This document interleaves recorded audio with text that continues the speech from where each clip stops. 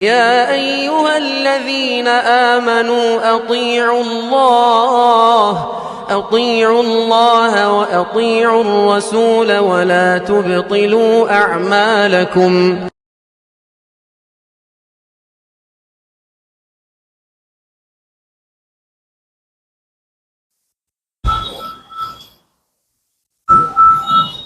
إن الحمد لله نحمده ونستعينه ونستغفره ونعوذ بالله من شرور أنفسنا ومن سيئات أعمالنا من يهده الله فلا مضل له ومن يضلل فلا هادي له وأشهد أن لا إله إلا الله وحده لا شريك له وأشهد أن محمدا عبده ورسوله. يا أيها الناس اتقوا ربكم الذي خلقكم من نفس واحدة وخلق منها زوجها وبث منهما رجالا كثيرا ونساء واتقوا الله الذي تساءلون به والأرحام إن الله كان عليكم رقيبا. يا أيها الذين آمنوا اتقوا الله وقولوا قولا سديدا يصلح لكم أعمالكم ويغفر لكم ذنوبكم ومن يطع الله ورسوله فقد فاز فوزا عظيما. أما بعد فإن خير الحديث كتاب الله وخير الهدي هدي محمد صلى الله عليه وسلم وشر الأمور محدثاتها وكل محدثة بدعة وكل بدعة ضلالة وكل ضلالة في النار. محترم و مکرم بزرگان دین اور حاضرین جمعہ، ہم سب اس بات سے بخوبی واقف ہیں کہ ہم پر اسلامی مہینوں کا پہلا مہینہ یعنی ماہ محرم داخل ہو چکا ہے اور اس کی آج 5 تاریخ ہے. میرے بھائیوں، جیسے ہی یہ مہینہ آتا ہے تو مسلمانوں کے درمیان 2 گروہ نظر آتے ہیں. ایک وہ گروہ جو صحیح تعلیمات رسول اللہ صلی اللہ علیہ وسلم نے جو اس ماہ مبارک سے متعلق بتایا ہے اس کو جانتے ہیں اور اس پر عمل کرتے ہیں، لیکن ایک بڑی مسلمانوں کی تعداد ایسی ہے جو اس ماہ مبارک کا نقشہ ہی کچھ اور بنا دیا ہے. اس ماہ مبارک کو مکمل طور پر تبدیل کر کے رکھ دیے ہیں. میرے بھائیوں، میں سب سے پہلے آپ لوگوں کے سامنے وہ فضائل جو رسول اللہ صلی اللہ علیہ وسلم کی صحیح احادیث سے مروی ہیں اس ماہ سے متعلق پہلے وہ بیان کروں گا، پھر اس کے بعد کیا اس ماہ میں خرافات ہو رہے ہیں اور اسی طرح بدعات کیا ہیں اور کیسے ہم اس سے اجتناب کر سکتے ہیں، انشاءاللہ وہ سننے کی کوشش کریں. حاضرین، ابو ہریرہ رضی اللہ عنہ فرماتے ہیں کہ رسول اللہ صلی اللہ علیہ وسلم نے فرمایا افضل الصیام بعد رمضان شہر اللہ محرم. رسول اللہ صلی اللہ علیہ وسلم نے اس حدیث میں فرمایا کہ رمضان کے روزوں کے بعد سب سے زیادہ افضل کسی مہینے میں اگر روزے ہیں تو وہ اللہ کے اس مہینے میں محرم میں. الفاظ پر غور کیجئے، رسول اللہ صلی اللہ علیہ وسلم کے کیا کرنا ہے؟ شہر اللہ یعنی اللہ کا مہینہ. اس کو خاص جو ہے رسول اللہ صلی اللہ علیہ وسلم نے اللہ کی طرف اس کی نسبت کی کہ یہ مہینہ اللہ کا ہے، حالانکہ تمام دن، تمام ایام، تمام مہینے، ہر سال سب کچھ اللہ کا ہے، لیکن اس کے باوجود رسول اللہ صلی اللہ علیہ وسلم نے اس کی نسبت اللہ کی طرف کی اور کہا یہ اللہ کا مہینہ ہے اور اس میں روزے رکھنا رمضان کے بعد سب سے زیادہ افضل عمل ہے. پھر اس کے بعد رسول اللہ صلی اللہ علیہ وسلم نے فرمایا وَأَفْضَلُ الصَّلَاةِ بَعْدَ الْفَرِيضَةِ صَلَاةُ اللَّيْلِ. اس کے بعد رسول اللہ صلی اللہ علیہ وسلم نے فرمایا 5 فرض نمازوں کے بعد سب سے افضل نماز رات کی نماز ہے، یعنی تہجد کی نماز. تو اس حدیث سے ہمیں واضح طور پر معلوم ہوتا ہے کہ ماہ محرم کوئی عام مہینہ نہیں ہے، بہت ہی فضیلتوں والا مہینہ ہے. اسی وجہ سے رسول اللہ صلی اللہ علیہ وسلم نے واضح طور پر کہا کہ رمضان کے روزوں کے بعد اگر کوئی روزے افضل ہیں تو اس ماہ کے روزے ہیں. اور اسی طرح یہ مہینہ وہ 4 مقدس اور محترم مہینوں میں سے ہیں جن کو اللہ سبحانہ و تعالیٰ نے خاص فضیلت عطا کی، اس میں سے بھی ہے۔ اور اس کے ساتھ رسول اللہ صلی اللہ علیہ وسلم کی اس حدیث بھی یہ صاف طور پر بتاتی ہے کہ یہ ماہ کے ایام، یہ ماہ کے دن جو ہے بہت ہی فضیلت والے ہیں۔ اور اسی طرح اس مہینے کا ہر دن افضل ہے، اس کے ساتھ ایک دن بہت ہی زیادہ افضل ہے، بہت ہی زیادہ بابرکت دن ہے۔ اس سے متعلق دیکھیں حدیث میں رسول اللہ صلی اللہ علیہ وسلم نے فرمایا وَصَوْمِ يَوْمِ عَاشُورَا إِنِّي أَحْتَسِبُ عَلَى اللَّهِ أَن يُكَفِّرَ السَّنَةَ الَّتِي قَبْلَهُ۔ رسول اللہ صلی اللہ علیہ وسلم نے فرمایا کہ اگر 10 محرم کو کوئی روزہ رکھیں گے تو میں اللہ سے یہ امید رکھتا ہوں کہ اس کے پچھلے سال کے تمام گناہ معاف ہو جائیں گے، پچھلے سال کے تمام صغیرہ گناہ تمام معاف ہو جائیں گے۔ میرے بھائیوں، اللہ سبحانہ و تعالیٰ کتنا رحیم ہے اور کتنا کریم ہے، اور کتنا زیادہ اللہ یہ چاہتا ہے کہ کیسے بھی ہماری مغفرت ہو جائے اور ہم جنت کے حقدار بن جائے۔ اس حدیث سے آپ اندازہ لگا سکتے ہیں۔ ہم پہلا مہینہ ہے یہ اسلامی مہینہ، پہلے مہینے میں جیسے ہی داخل ہوتے ہیں 10 دن کے بعد اللہ ہمیں یہ موقع دے رہا ہے کہ پچھلے سال کے تمام گناہ معاف کرا لو، بس ایک روزہ رکھ کر۔ سبحان اللہ، بس ایک دن کا روزہ رکھو اور پچھلے سال کے تمام گناہ معاف۔ پھر یہ سال جو گناہ کرتے ہیں اگلے سال پھر وہی محرم کے مہینے میں ایک دن کا روزہ رکھ لو، پھر اس سال کے گناہ معاف۔ تو اس حدیث سے ہمیں سب سے بڑا پیغام یہی ملتا ہے کہ اللہ سبحانہ و تعالیٰ یہ چاہتا ہے کہ ہم ہمارے گناہ معاف کروا لیں، اور یہ مومن کے لیے بہت بڑی نعمت ہے کہ اس کے گناہ معاف ہو جائیں۔ کیوں؟ کل قیامت کے دن جنت اور اس کے درمیان کون سی چیز آڑ بنیں گے؟ اس کے گناہ آڑ بنیں گے، اس کے گناہ آڑ بنیں گے، اس کے گناہ رکاوٹ بنیں گے۔ اگر اس کے گناہوں کی معافی دنیا میں ہو جا رہی ہے تو مومن کے لیے بہت بڑی بات ہے۔ بس ہم یہ ایک دن کا روزہ رکھ کر انشاءاللہ ہمارے پچھلے سال کے تمام گناہ معاف کروا سکتے ہیں۔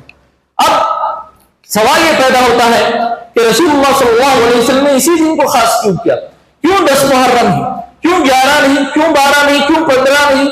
اس سے متعلق ایک حدیث آتی ہے، عبداللہ بن عباس اس کے راوی ہیں، وہ فرماتے ہیں قدم النبی صلی اللہ علیہ وسلم المدینہ، جب رسول اللہ صلی اللہ علیہ وسلم پہلی مرتبہ مدینہ آئے، یعنی ہجرت کر کر مکے سے پہلی مرتبہ جب مدینہ آئے، فوجد اليہود صیاما فقال ما هذا، تو جیسے ہی رسول اللہ صلی اللہ علیہ وسلم مدینہ پہنچتے ہیں تو کیا دیکھتے ہیں؟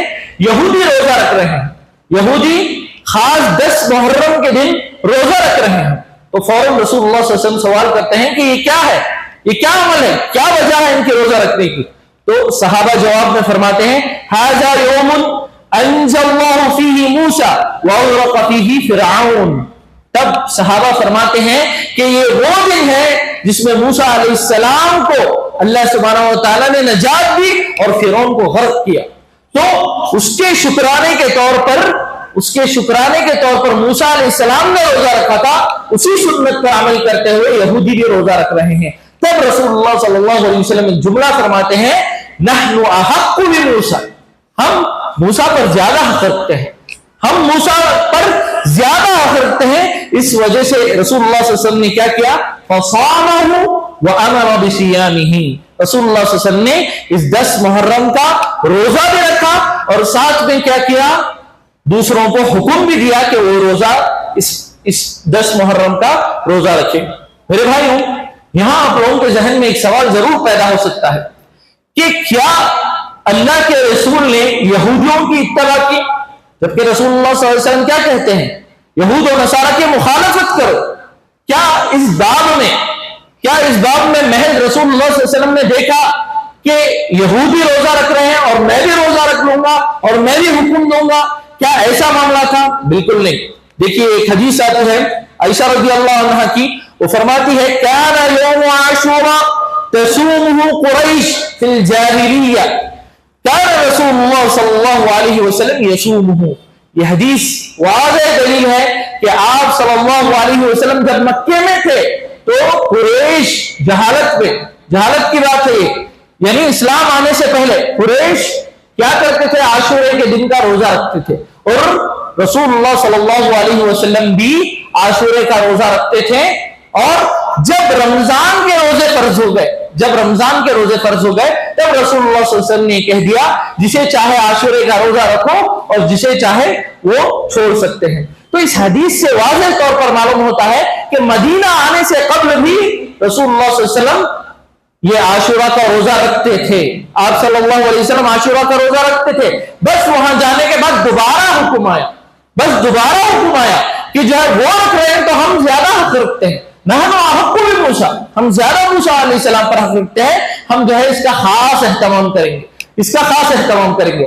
اس کا مطلب یہ نہیں کہ رسول اللہ صلی اللہ علیہ وسلم نے نعوذ باللہ بس دیکھا، آپ صلی اللہ علیہ وسلم کو پسند آ گیا عمل اور آپ صلی اللہ علیہ وسلم نے حکم دے دیا، معاملہ ایسا نہیں تھا۔ اللہ سبحانہ وتعالیٰ نے قرآن مجید میں کیا فرمایا؟ وَمَا يَنْطِقُ عَنِ الْهَوَىٰ، رسول اللہ صلی اللہ علیہ وسلم اپنی خواہشات کی بنیاد پر کوئی نہ حکم دیتے ہیں اور نہ کسی چیز سے روکتے ہیں، جو بھی ہوتا ہے صرف اور صرف اللہ سبحانہ وتعالیٰ کی وحی سے ہوتا ہے۔ تو رسول اللہ صلی اللہ علیہ وسلم مکے سے عاشورے کا روزہ رکھا کرتے تھے، بس مدینے کو جانے کے بعد جب دوبارہ دیکھتے ہیں تو دوبارہ ایک حکم جاری ہوتا ہے کہ روزہ رکھنا ہے اور اس روزے کا اہتمام کرنا ہے۔ اب ایک دوسرا مسئلہ یہ آتا ہے کہ اس روزے کو کب رکھا جائے، اس روزے کی تاریخ کیا ہے۔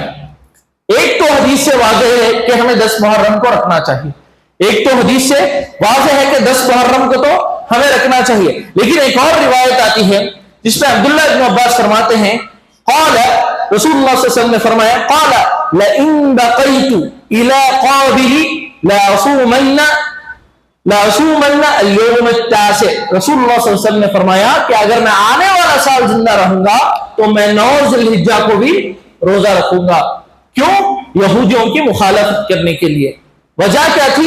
یہود صرف 10 کو رکھ رہے ہیں، میں کیا کروں گا 9 اور 10 دونوں کو روزہ رکھ لوں گا۔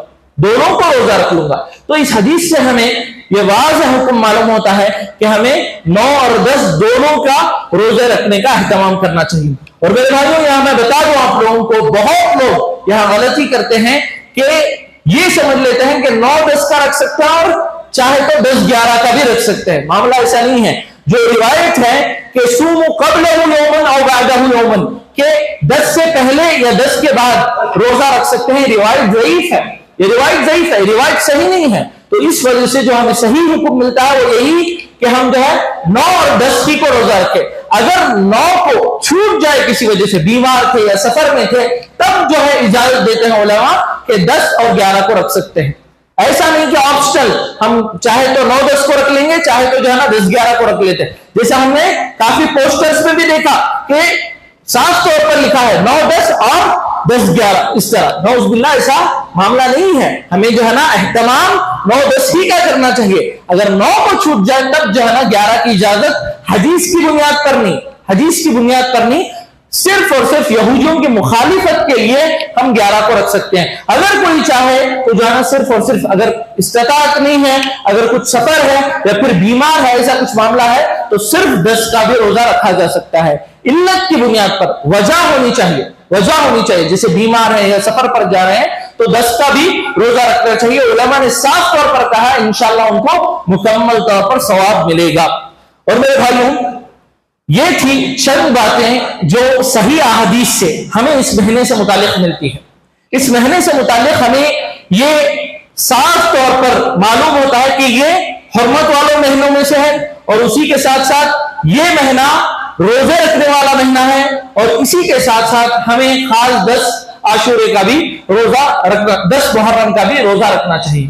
لیکن میرے بھائیوں یہ ایک طرف سنت ہو گئی، دوسری طرف جب ہم نظر دوڑاتے ہیں تو اس مہینے کو ہم میں کے اکثر مسلمان حسین رضی اللہ عنہ کی شہادت سے جوڑ دیتے ہیں۔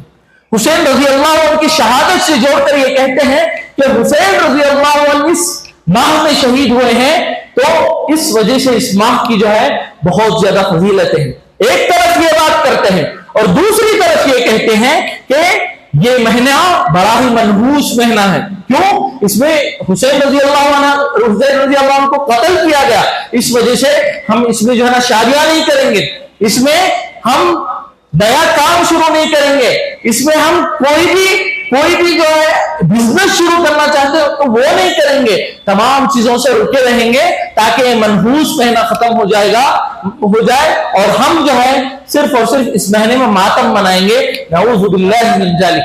میرے بھائیوں, یہ اللہ کے مہینے ہیں, ایک ایک دن اللہ سبحانہ و تعالیٰ کا دن ہے, تو اس کا احترام کرنا واجب ہے ہم پر کہ کوئی مہینہ, کوئی دن, کوئی لمحہ منحوس نہیں ہوتا. سب کے سب دن جو ہے, سب کے سب دن اللہ سبحانہ و تعالیٰ کے دن ہیں. ان کا احترام کرنا اور ان کو منحوس وغیرہ کہنا یہ بالکل درست نہیں ہے, بالکل درست نہیں ہے. میرے بھائیوں, آپ ایک لمحے کے لیے سوچے, اسلام اتنا عظیم مذہب, اتنا زیادہ خیر سے بھرا ہوا مذہب, اتنا زیادہ فضائل والا مذہب, ایسے مذہب کا پہلا مہینہ منحوس ہو سکتا ہے؟ ایسے مذہب کا پہلا مہینہ نحوست والا ہو سکتا ہے؟ نعوذ باللہ. ایسے مذہب کا پہلا مہینہ ماتم والا ہو سکتا ہے؟ نعوذ باللہ. ہرگز نہیں. یہ مہینہ برکتیں لے کر آتا ہے, یہ مہینہ فضیلتیں لے کر آتا ہے, یہ مہینہ اللہ سبحانہ و تعالیٰ کی طرف سے مغفرت لے کر آتا ہے. یہ مہینہ اتنا زیادہ عظیم ہے اور ہم اس مہینے کو نعوذ باللہ حسین رضی اللہ عنہ کی شہادت سے جوڑ کر یہ مہینے کو منحوس قرار دیتے ہیں, اور اس میں طرح کے رسم و رواج, طرح کی جو ہے اپنی طرف سے بدعات و خرافات جوڑ لیتے ہیں. کوئی جو ہے قبرستان جا رہا ہے اس مہینے کو, خاص طور پر اس مہینے کو, یا پھر 10 محرم کو خاص طور پر قبرستان جا رہے ہیں, وہاں نظر و نیاز مانگ رہے ہیں. کوئی جو ہے حسین رضی اللہ عنہ کے نام پر مٹھائیاں تقسیم کر رہے ہیں, کوئی کھانے کھلا رہے ہیں. نعوذ باللہ, حلال نہیں ہے یہ. اللہ کے نام کے علاوہ کوئی اور نام سے ایک لقمہ, ایک دانہ بھی ہمارے لیے حلال نہیں, ہمارے لیے حلال نہیں ہے.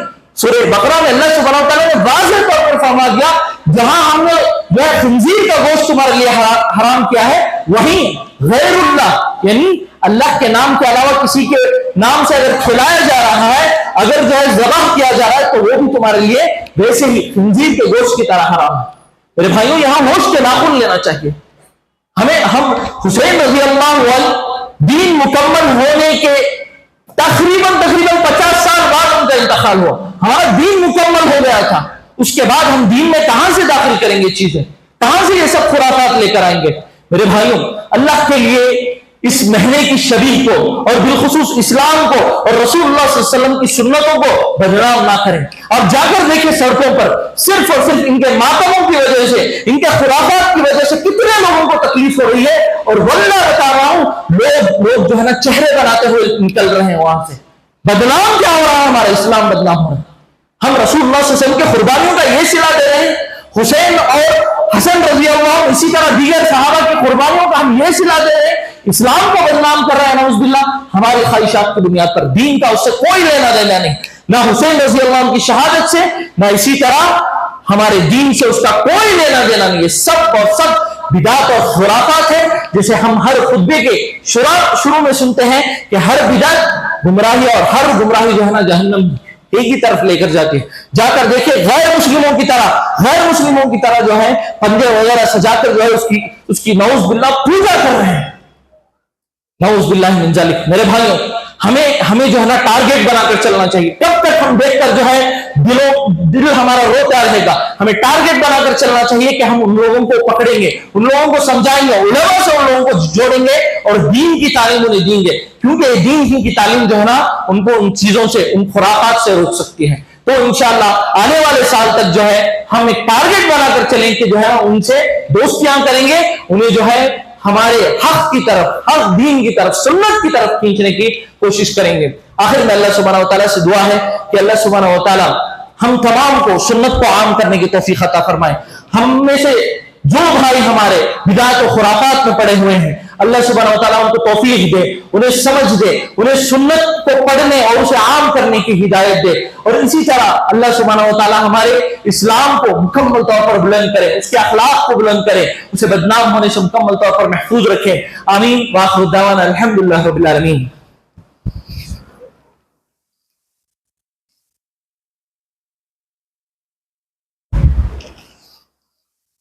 ان الحمد لله نحمده ونستعينه ونستغفره ونعوذ بالله من شرور انفسنا ومن سيئات اعمالنا, من يهده الله فلا مضل له ومن يضلل فلا هادي له, وأشهد أن لا إله إلا الله وحده لا شريك له وأشهد أن محمدا عبده ورسوله. يا أيها الناس اتقوا ربكم الذي خلقكم من نفس واحدة وخلق منها زوجها وبث منهما رجالا كثيرا ونساء واتقوا الله الذي تساءلون به والأرحام إن الله كان عليكم رقيبا. يا أيها الذين آمنوا اتقوا الله وقولوا قولا سديدا يصلح لكم أعمالكم ويغفر لكم ذنوبكم ومن يطع الله ورسوله فقد فاز فوزا عظيما. أما بعد فإن خير الحديث كتاب الله وخير الهدي هدي محمد صلى الله عليه وسلم وشر الأمور محدثاتها وكل محدثة بدعة وكل بدعة ضلالة وكل ضلالة في النار.